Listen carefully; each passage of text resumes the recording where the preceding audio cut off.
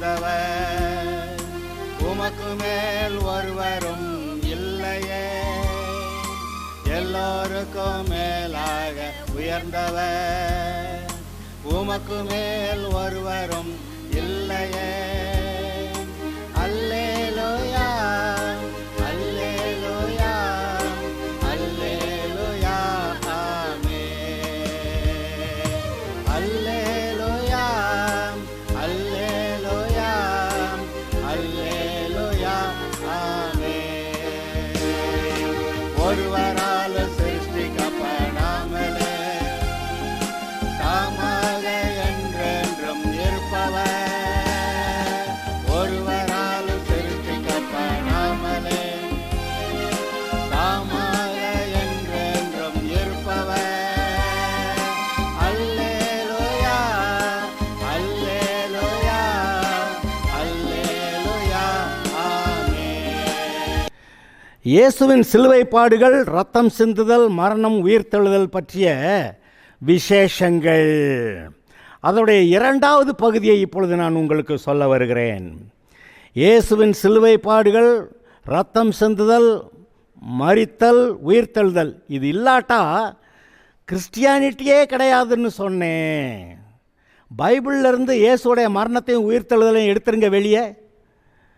அது பைபிள் வேறு ஒன்றுக்கும் உதவாது. இன்றைக்கி எத்தனையோ நல்ல புஸ்தகங்கள் எழுதியிருக்கிறார்கள்.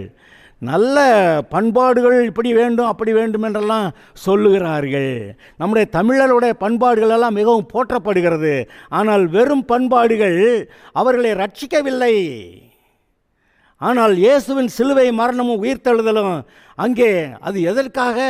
நம்முடைய பாவங்களுக்கு பரிகாரம் செய்யப்பட்டதால் அதன் மூலமாய் ரட்சிப்பு உண்டாகிறது. ஆதலால் அந்த சிலுவை மரணமும் உயிர்த்தெழுதலும் இல்லாவிட்டால் கிறிஸ்டியானிட்டியே கிடையாது. இந்த பைபிளிலிருந்து இயேசுவின் மரணத்தையும் உயிர்த்தெழுதலையும் எடுத்துட்டிங்கன்னா அது எத்தனையோ சில நல்ல புஸ்தகங்கள் எழுதியிருக்க மாதிரி இது ஒரு நல்ல புஸ்தகமாக போயிடும், ரட்சிப்பு இல்லாமல் போய்விடும். இயேசுவின் இந்த பைபிள் கர்த்தருடைய வசனங்கள், ஸ்கிரிப்சர், தேவனுடைய வார்த்தைகள். நாம் ரட்சிக்கப்படுவதற்காக கர்த்தர் கொடுத்த ஸ்கிரிப்சர், வேத வாக்கியங்கள். வேத வாக்கியங்கள் தவறாதென்று இயேசுவே சொல்லியிருக்கிறார். ஆதலால் அந்த தவறாத வாக்கியங்களை நாம் பிடித்து கொள்ள வேண்டும். அதில் இந்த கிறிஸ்டியானிட்டியோடைய மைய கருத்து, பைபிளோடைய மைய கருத்து, இயேசு நம்முடைய பாவங்களுக்காக சிலுவையிலே மரித்தார், பிறகு 3ஆம் நாள் உயிர்த்தெழுந்தார். நம்முடைய பாவங்களும் சாபங்களும் அவர் மேல் போய் அதனால் அவர் தண்டிக்கப்பட்டார். நாம் தண்டனையிலிருந்து விடுதலையானோம். அது மட்டுமல்ல, இயேசுடைய அந்தஸ்து, தேவனுடைய குமாரன் என்ற அந்தஸ்து, அது நமக்கு, நாம் தேவனுடைய குமாரன் குமாரத்தி என்ற அந்தஸ்து நமக்கு கொடுக்கப்படுகிறது. இயேசுடைய அந்த அவருக்கு இருந்த பிரகாசம், மகிமையும் கொடுத்துருக்கிறாரான்னு கேட்காதீங்க. யோவான் 17 எழுதியிருக்கு. அவருடைய மகிமை, தேவன் இயேசுவுக்கு பாராட்டின அன்பு எல்லாம் நமக்கு கொடுக்கப்பட்டிருக்கிறதாம். இயேசுவை போல் நாம் செயல்படலான்னு இயேசு தான் சொன்னார் யோவான் 14. ஆமாம், யோவான் 16 வாசிச்சிங்கன்னா பரிசுத்த ஆவியானவர் வந்து நம்மை சகல சத்தியத்தில் நடத்துவார்.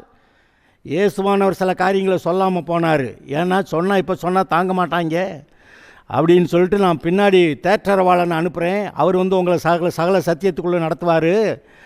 அவர் வந்து உங்களுக்கு வரப்போகிற காரியங்களெல்லாம் சொல்லி உங்களை வழி நடத்துவார் அப்படியெல்லாம் சொல்லியிருந்தார். ஆக இந்த கிறிஸ்டியானிட்டிக்குள்ளாக நாம் அவருடைய நன்மைகளை பெற்றுக்கொள்ளுகிறோம். அவருடைய நன்மையை பெற்றுக்கொள்ளுகிறோங்கிறத நம்ம ஏற்றுக்கலைன்னா மொத்த கிறிஸ்டியானிட்டி அவுட்டு. ஆதலால் இயேசுவின் மரண உயிர்த்தெழுதலிலே நமக்கு என்ன கிடைத்தது, அவர் எண்ணத்தை பெற்றார், நமக்கு என்ன கிடைத்தது, அதை சரியாக புரிந்து கொள்ளாவிட்டால் எந்த ஒரு மனுஷரும் நல்ல கிறிஸ்தவளாக வாழ முடியாது. அதை யோசித்து பாருங்கள். சிலுவையில் நடந்த பண்டமாற்று அதைத்தான் சொல்லுகிறது. நம்முடைய தண்டனையை ஏற்றுக்கொண்டு அவருடைய ஆசீர்வாதங்களை எல்லாம் நமக்கு கொடுத்திருந்தார். ஆதாம் செய்த பாவத்தினாலே தேவனோடு கூட இருந்த உறவு முறிந்தது.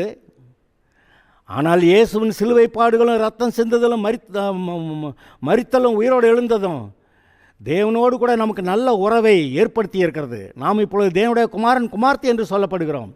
கிறிஸ்துவோடு கூட உடன் சுதந்திரர் என்று சொல்லப்படுகிறோம். உண்மையா இல்லையா? வசனம் சொல்லுதா இல்லையா? தெரியலைன்னா கூப்பிட்டு கேளுங்க, சொல்கிறேன். அவரோடு கூட நாம் ஐக்கியம், அவரோடு கூட எவ்வளவு ஐக்கியம் கொள்கிறோமோ அந்த அளவுக்கு தேவனுடைய மகிமை நம்மை மூடுகிறது. எந்த அளவுக்கு சத்தியத்தை சரியாய் அறிந்து கொண்டு கீழ்ப்படுகிறீர்களோ அந்த அளவுக்கு அவரோட கூட ஐக்கியம் வளர்கிறது. அது இதோட விளையாட்டு கிடையாது. இது ஏதோ சிலுவைக்கு அவர் ஒன்று சும்மா விளையாட்டுக்காக போகலை, இங்கே விளையாடுற மாதிரி அவர் போய் உனக்காக கஷ்டப்பட்டுக்கிறேன் இல்லை. அவருடைய பாடுகள் மரணத்தை நிதானித்தவர்கள் தங்களுடைய வாழ்க்கையில் இனிமேல் இன்னொரு பாவத்துக்கு இடம் கொடுக்க மாட்டார்கள். அது உணர்வுள்ள இருதயம். இயேசு சொன்னார், பிசாசே அகன்று போ. அவர் சொன்னார், இந்த உலகத்தின் அதிபதி வருகிறான், அவனுக்கு இடத்துல ஒன்றுமில்லை என்று. அதுபோல் நீங்களும் நானும் சொல்லுகிறவர்களாக இருப்போம். எங்கே நம்ம இயேசுடைய பாடுகளை உயிர்த்தெழுதலை நம்ம சரியாக நிதானித்து உணர்ந்து பார்க்கலன்னா அப்புறம் இந்த உலகத்தாரோட தான் சேர்ந்து போவோம். எங்கள் வீட்டில் இப்படி சொல்கிறாங்க, எங்கள் ஊரில் அப்படி சொல்கிறாங்க, நாங்கள் வேறு என்ன செய்கிறதா? அதோட அந்த மாதிரி அந்த உலகத்தோடு சேர்ந்து போகிறத விட சாகலாம். பவுல் அதை சொன்னான், என்னுடைய மேன்மையை பாராட்டலை ஒருவன் அவத்தமாக்குகிறதை பார்க்கலாம், சாகிறது எனக்கு நலம். சொன்னானா இல்லையா? ஏன் அந்த வார்த்தை நமக்கு இல்லையா? அருமையானவர்களே, நாம் உணர்வடைவோமாக, கர்த்தருக்குள் பலன் அடைவோமாக. இயேசுவானவர் எவ்வளவாய் அன்பு கூர்ந்தார் என்று கடந்த செய்தியில் சொன்னேன். அடுத்தபடியாக மனிதனுடைய பாவத்தின் பயங்கரம் எத்தன்மையுள்ளது என்பதை அதற்கான தண்டனையாக இயேசு அனுபவித்தது வெளிப்படுத்துகிறது. இன்றைக்கி நம்ம அநேகர் ஆதாம் அந்த திங்கக்கூடாதுன்னு சொன்ன பழத்தை தின்னுட்டாங்க, அதனால் அவன் பாவி ஆகிட்டாங்க, அதனால் தேவனை விட்டு பிரிக்கப்பட்டு ஏதேனும் தோட்டமும் இல்லாமல் துரத்தி விட்டாருங்க. அப்புறம் நெற்றி வியர்வை செஞ்சு சாப்பிட்டாங்க, அல்லது செத்து வயசாகி செத்து நரம் போகிறேன்.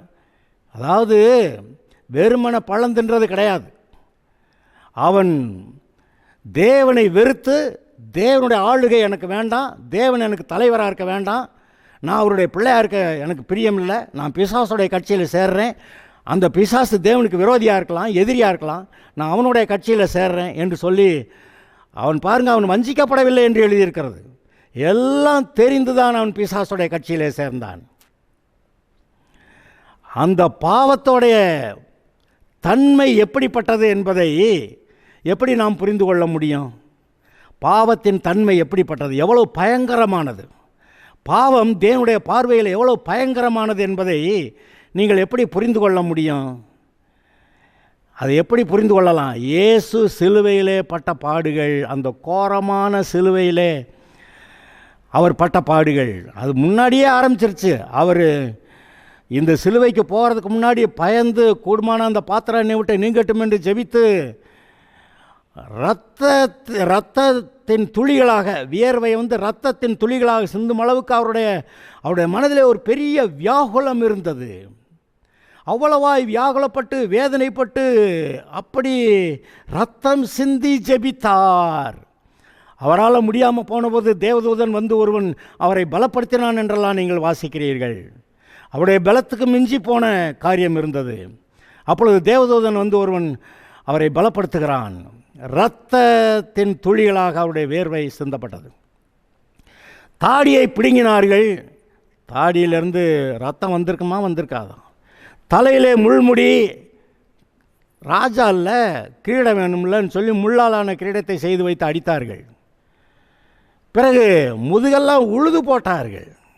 உழுது போட்டது போல் படைசால்களை நீளமாக்கி முதுகலை ஒரே காயந்தான் இருந்தது. ஏன்னா அடித்து அடித்து அடித்து அடித்து அடித்து அதில் எல்லா இடமும் முதுகே காயமாயிருச்சா, ஒரே காயமாக இருந்தது. படைசால்களை நீளமாக்கினார்கள், உழுதார்கள், முதுகிலே உழுதார்கள் என்று எழுதியிருக்கிறது. அவ்வளவு பாடுகள். அங்கே சிலுவையில் ஆணி அறைந்து அங்கே தொங்கிக் கொண்டு இருக்கும்போது தாகமாக இருக்கிறது, அங்கே நிற்க முடியல. காலை ஊன்னாக்க கொஞ்ச நேரத்தில் பலன் இல்லை, அது ஊன்னா விட்டாக்க சரீரம் தொங்குது, வலிக்கிறது, அப்புறம் நிமிர வேண்டி இருக்கிறது. எவ்வளவு நேரம் வேதனை! 9 மணி முதல் அதாவது நம்மை பொறுத்தவரை 9 மணி முதல் மாலை 6 மணி வரை அவ்வளவு நேரம் சிலுவையிலே தொங்கிக் கொண்டு இருக்கிறார். அதில் 12வது மணி வேலை முதல் 3ஆம் மணி வேலை வரைக்கும் 3 மணி நேரம் அந்தகாரமும் சூழ்ந்தது. அவ்வளோ வேதனை, அவ்வளோ பாடுகள். அவ்வளோ பாடுகள் எதனால்? இந்த பாவத்தினால.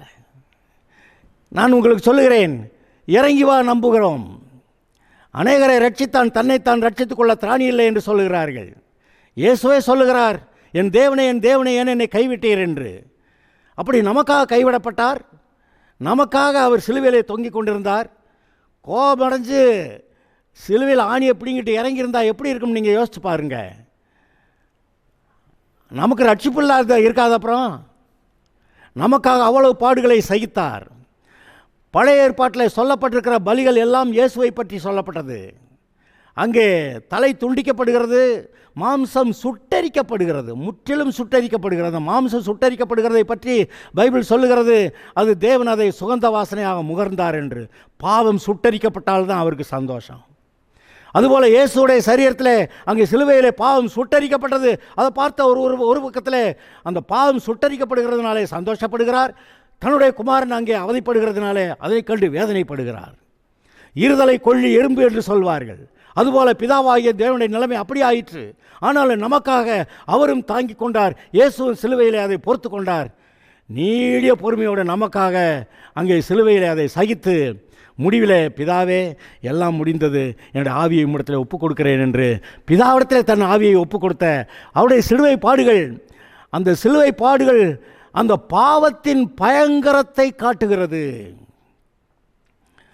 பாருங்க, லேவியராகமம் 16வது அதிகாரத்தில் போக்காடு பற்றி அங்கே சொல்லப்பட்டிருக்கும்.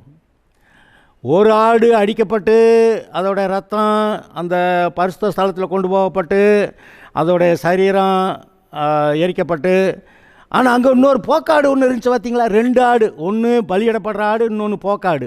அந்த போக்காடு மேலே அது தலையில் கையை வச்சு இஸ்ரவேலோடைய பாவங்களெல்லாம் சுமத்திட்டு கொண்டு போய் வனாந்தரத்தில் அவுத்து விட்ருவாங்களாம். அது பைத்தியம் பிடிச்ச மாதிரி காடு மேடு பள்ளம் எல்லாம் மேடெல்லாம் அலைஞ்சி விழுந்து எந்திரிச்சு மேன்னு கத்தி அப்படியே பைத்தியமாக அலைஞ்சி கடைஞ்சி செத்துருக்கும் பார்த்தீங்களா?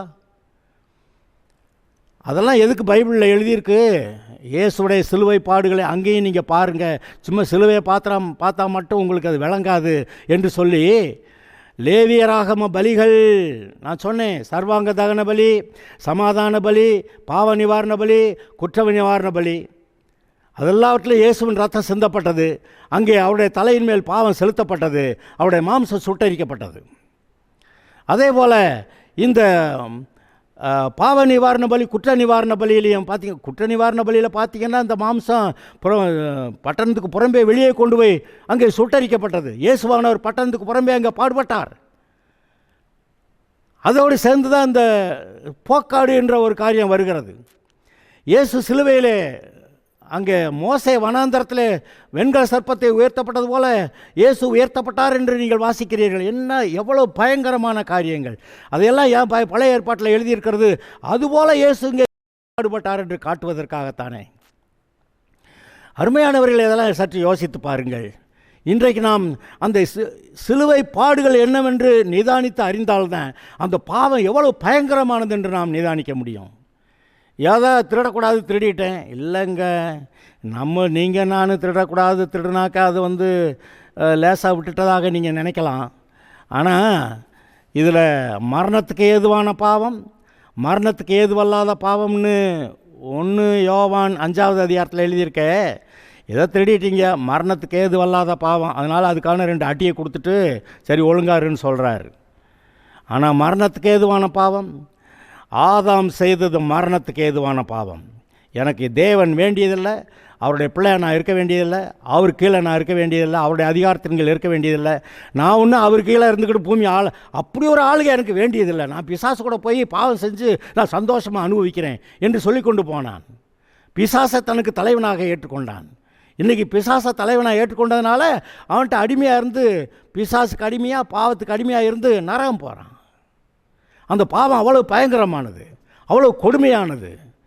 அதை நினைத்து பார்க்க வேண்டும். ஏங்க,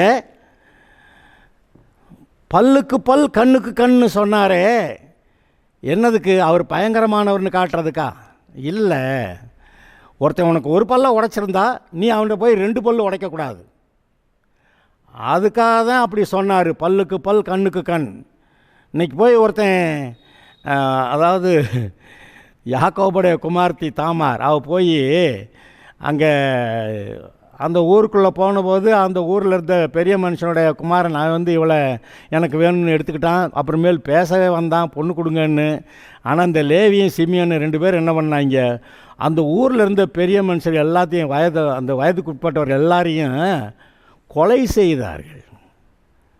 ஒரு பிள்ளைய கிடத்துக்கு ஊரே கொண்டுட்டானுங்க. அப்படி அல்ல. ஆனால் கண்ணுக்கு கண் பல்லுக்கு பல் என்று சொன்னவர் 2 பல்லை உடைச்சா 2 பல் உடைக்கணும்.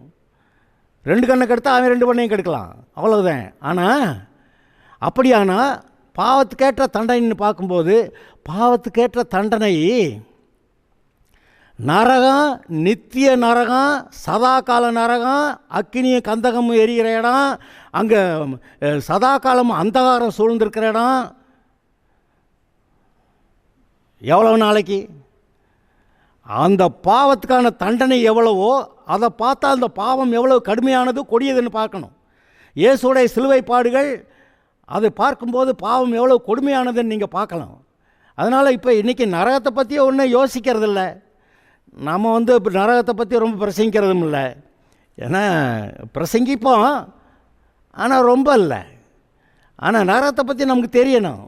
நித்திய நரகம், தேவனற்ற இடம், நம்பிக்கை இல்லாத இடம். நம்ம அங்கேருந்து ஒரு நாளைக்கு தப்பி போவோமா? நம்பிக்கையே கிடையாது. இயேசு ஒருவனை பற்றி சொன்னார், ஒரு ஐஸ்வர்யவானை பற்றி. அவன் இன்றைக்கு நரகத்தில் தானே இருக்கிறான். அவர் சொல்லி 2000 வருடம் ஆயிற்று. ஆனால் இன்றைக்கு அவன் நரகத்தில் வேதனைப்பட்டு கொண்டு இருக்கிறான். அப்படியானால் அந்த நரகம் எவ்வளவு கொடியதோ அதை போல கொடியது அவன் செய்கிற பாவம். இயேசுவானவர் சிலுவையில் எவ்வளவு பாடுபட்டாரோ அது ஆதாம் செய்த பாவத்தின் கொடுமை எவ்வளவு கொடுமையானது என்று காட்டுகிறதல்லவா. இப்போ நான் இன்னொரு காரியம் கூட சொல்ல முடியும். இன்றைக்கு உலகத்தார் அநேகர் இயேசுவை வேண்டாம் என்று நிராகரிக்கிறார்களே, இந்த பாவம் எத்தன்மையது? ஆதாம் செய்த அதே பாவத்துக்கு சமமானது. அவன் மரணத்துக்கு ஏதுவான பாவத்தை செஞ்சான். இன்றைக்கி ரட்சிக்கப்படாதவர்களும் இயேசு வேண்டாம், ரட்சிப்பு வேண்டாம், பரலோகம் வேண்டாம், தேவனுடைய பிள்ளையாக வேண்டாம் என்று சொல்லி, பிசாசு போதும், அவனுடைய பாவம் போதும், நான் நரகத்துக்கு போனால் பரவாயில்ல என்று சொல்லிக்கொண்டு ரட்சிக்கப்பட மாட்டேன்கிறார்களே.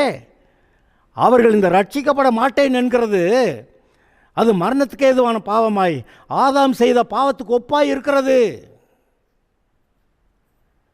இதை நினைத்து பார்க்க வேண்டும்.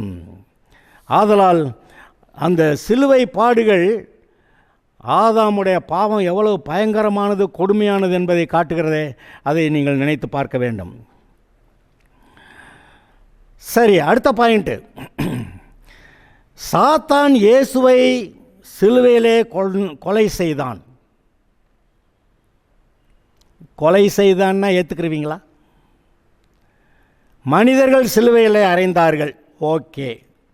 ஆனால் யாருடைய ஏவுதல்னால இந்த மனிதர்கள் இயேசுவை சிலுவையில் அறைந்தார்கள்? இப்போ விளங்குது. இன்னொரு பார்வையில் மனிதன் தன்னைத்தான் ரட்சிக்க வந்த இயேசுவை கொலை செய்தான். சாத்தான் இயேசுவை கொலை செய்தான். சாத்தான் நேரடியாக இயேசுவை கொலை செய்தானா? இந்த மனிதர்கள் மூலமாய். அப்போ இந்த மனிதர்கள் இயேசுவை கொலை செய்கிறார்கள். எப்படி? தன்னை ரட்சிக்க வந்த இயேசுவை கொலை செய்கிறார்கள். இதை தேவன் அங்கீகரித்திருந்தார். இது ஏதோ இந்த இயேசுவானவர் அந்த பிலாத்தோடைய சேவகர்கள்ட்ட மாட்டிக்கிட்டாருங்க. அங்கே போய் இவங்க குற்றம் சாட்டி அவரை சிலுவையில் அறைய வச்சுவிட்டாங்கங்க. பிலாத்து சிலுவையில் அரைஞ்சாங்க, அறைய உத்தரவு கொடுத்தாங்க. அந்த பிலாத்தோடைய அந்த சேவகர்கள் அவர்களை பற்றி அக்கிரமக்காரர் என்று பைபிள் சொல்லுகிறது. அப்படி தான் பேதுரு தன்னுடைய பிரசங்கத்தில் சொல்கிறான். அக்கிரமக்காரர்கள் கைகளால் நீங்கள் அவரை ஆணியடித்து கொலை செய்தீர்கள் அப்படின்னு சொல்கிறான். அப்போ ஏதோ இவர் போய் மாட்டிக்கிட்டாரு, அதனால் சிலுவையில் அரைஞ்சாங்க, அப்படி இல்லை. அந்த பேதுரு தன்னுடைய பிரசங்கத்தில் அவன் சொல்கிறான், தேவனுடைய முன்னறிவின்படி, அவருடைய தீர்மானத்தின்படி. அந்த வசனத்தை உங்களுக்கு வாசித்து காட்டுறேன். அப்போஸ்தலர் 2வது அதிகாரத்தில் நான் அதை வாசிக்கிறேன். அப்போஸ்தலர் 2:23. தேவன் நிர்ணயித்திருந்த ஆலோசனையின்படியேயும் அவருடைய முன் அறிவின்படியேயும் ஒப்பு கொடுக்கப்பட்ட அந்த இயேசுவை நீங்கள் பிடித்து அக்கிரமக்காரருடைய கைகளினாலே சிலுவையில் ஆணி அடித்து கொலை செய்தீர்கள். ஒப்பு கொடுத்தது யாரா?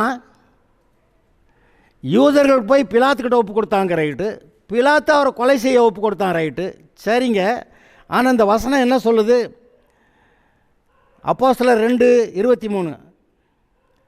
தேவன் நிர்ணயித்திருந்த ஆலோசனையின்படியேயும் அவருடைய முன்னறிவின்படியேயும் அவர் ஒப்பு கொடுத்த இயேசுவை. தேவன் தான் இயேசுவை ஒப்பு கொடுத்தாரு. ஆட, தேவனே ஒப்பு கொடுத்தாரா? அவர் ஒப்பு கொடுக்கலைன்னாக்கா உங்களுக்கு எனக்கும் பாவ நிவாரணம் உண்டாகாது. உங்களுக்கு நமக்கும் பாவ நிவாரணத்துக்கான பலி செலுத்தப்படாது. அவர் ஒப்பு கொடுத்தாரு. இவங்களே இந்த பாவிகள்லாம் சேர்ந்து அதை நிறைவேற்றிவிட்டாங்க.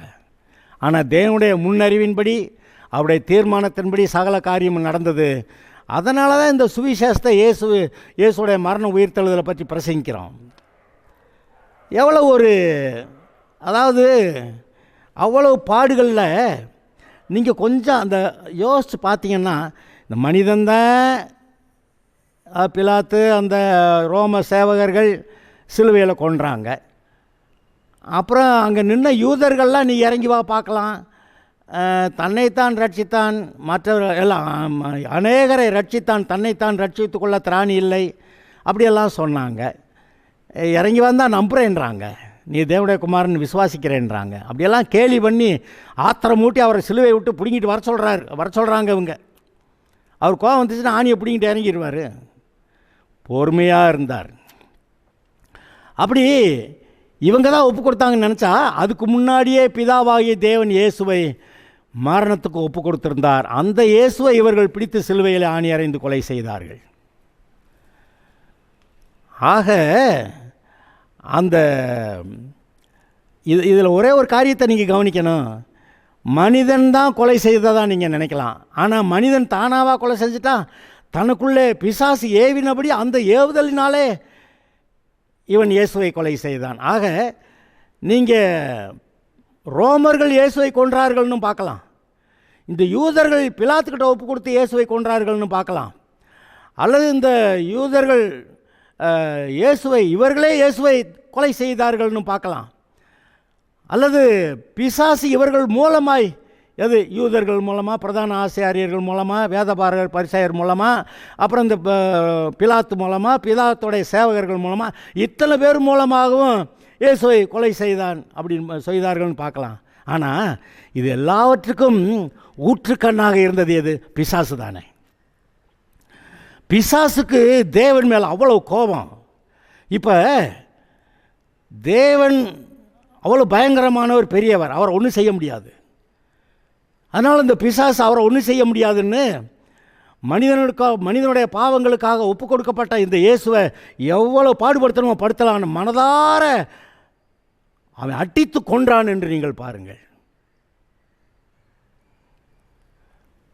அவன் ஆத்திரம் தீரலை, பயங்கர கொடூர கொலைகாரனாய் பிசாசு இருந்து இந்த ஆட்கள் மூலமாக இயேசுவை அப்படி கொலை செய்தான். தேவனும் அதை அங்கீகரித்திருந்தார். இதெல்லாம் செய்வீங்கப்பா, செய்யுங்க, நான் மரித்து உயிரோடு எழுந்து வருவேன், அப்போ நான் என்னை விசுவாசிக்கிறவர்கள் ரட்சிக்கப்படும்படியா நான் இப்படி என்னை ஒப்பு கொடுக்கிறேன் என்று இயேசுவும் தன்னை ஒப்பு கொடுத்திருந்தார். பிதா இயேசுவை ஒப்பு கொடுத்தாரு, இயேசு தன்னையே ஒப்பு கொடுத்திருந்தார். பிறகு ஆசாரியர்கள், யூதர்கள், இவங்களெல்லாம் இயேசுவை பிலாத்துக்கிட்ட ஒப்பு கொடுத்தாங்க. பிலாத்து அவரை மரணத்துக்கு ஒப்பு கொடுத்தான். சேவகர்கள் சிலுவையில் அறைந்தாங்க. ஆனால் இதெல்லாவற்றுக்கும் பின்னணியிலே பிசாசு தான் வேலை செய்தான். அதனால் பிசாசு தேவனுடைய குமாரனாய் இயேசுவை கொன்றான். அது இன்னொரு கண்ணோட்டத்தில் அதன் மூலமாக தேவனையே கொன்றான் போல ஒரு தோற்றம் அங்கே வருகிறதா இல்லையா? மனிதன் தேவனை கொன்றான். இப்படியெல்லாம் காரியங்கள் நடந்து இது மூலமாக மனுஷன் ரட்சிக்கப்படக்கூடுமானா, நான் அவனை ரட்சிக்கிறேன் இயேசு தன்னைத்தான் ஒப்புவித்து சிலுவைக்கு போனார். அவர் யாரோ பிடிச்சி தள்ளி கொண்டு போய் சிலுவையில் அரைஞ்சரல. அவர் சொல்லுகிறார், என்னுடைய ஜீவனை ஒப்புக் கொடுக்கவும் என்னுடைய ஜீவனை கொடுக்கவும் எனக்கு அதிகாரம் உண்டு, பிறகு அதை எடுத்துக்கொள்ளவும் எனக்கு அதிகாரம் உண்டு, இந்த அதிகாரத்தை என் பிதாவிடத்தில் பெற்றுக்கொண்டேன் என்று இயேசுவே சொன்னார். அவர் யாரோ பிடிச்சி தள்ளிட்டு போயிடல. அவர் பிடிக்க வந்தபோது தன்னை ஒப்புக்கூடாது இருந்த அந்த ஒரு நிமிஷத்தில் அவரை பிடிக்க வந்தவரிடத்தில் அவர் கேட்கிறார், யாரை தேடுகிறீர்கள்? நசரேயனாகிய இயேசுவை. நான் தான் என்று சொன்ன உடனே அவர் பிடிக்க வருகிறார்கள், ஆனால் பின்னிட்டு விழுகிறார்கள். ஏன்? அவர் அந்த நிமிஷத்தில் தன்னை ஒப்புக் கொடுக்கவில்லை. ஆனால் அடுத்த நிமிஷத்தில் தன்னை ஒப்புக் கொடுத்தபடியாலே அவரை அவர்கள் பிடித்து கொண்டு போனார்கள். அப்படியானால் இயேசு அங்கே தன்னை ஒப்புக் கொடுத்திருக்கிறார். பிதாவானவர் ஒப்புக் கொடுத்தார், இயேசு தன்னை ஒப்புக் கொடுத்தார்.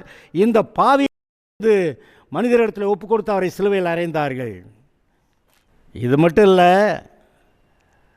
இன்றைக்கு நாம் எல்லாம் தெரிஞ்சிட்டு மறுபடியும் நாம் பாவம் செஞ்சால் அது என்னன்னு பைபிள் சொல்லுது.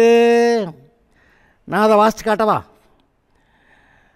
ஏனெனில் ஒரு தரம் பிரகாசிக்கப்பட்டும், எபிரேயர் 6:4 வரை வாசிக்கிறேன். எபிரேயர்